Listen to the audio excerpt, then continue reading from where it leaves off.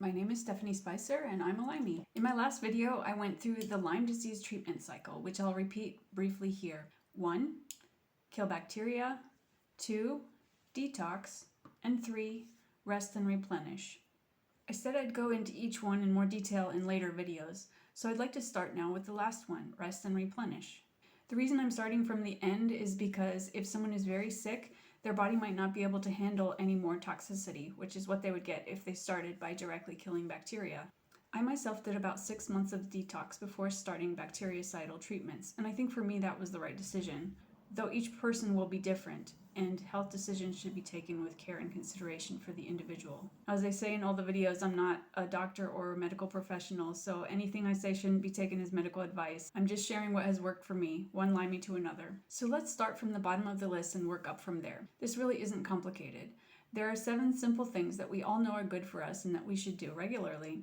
1. Eat well. This will mean different things for different people, depending on any food sensitivities you might have and whether you're able to cook for yourself or somebody else does it for you. For me, I find it helpful to just keep things simple. Avoid extreme diets and expensive health products, keep ingredients basic, and find recipes that make prep times quick. 2. Drink plenty of water. This one speaks for itself and is easy to do. For a long time, I didn't even have to remind myself to drink water because if I didn't drink every 20 to 30 minutes, I felt like I was going to die. Thankfully, that's much better now. Drinking water is also a good time to get your mineral intake, which is super important after detoxing. 3. Get sunlight. I know some people watching this might be bedridden and unable to go outside, but if you can get out in the sunshine, it can do you good not just physically but emotionally as well. I should add here that if you're on antibiotics, you may need to avoid sunlight, and vitamin D buildup can be a problem for Limeys, so just keep that in mind. 4. Exercise. I know this again might depend on your individual situation, but even if it's something very small, just like stretching or just walking a short distance, try to get some exercise every day.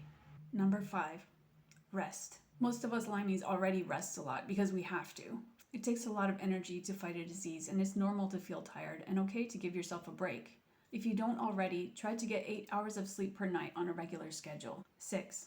Spend time with people you love.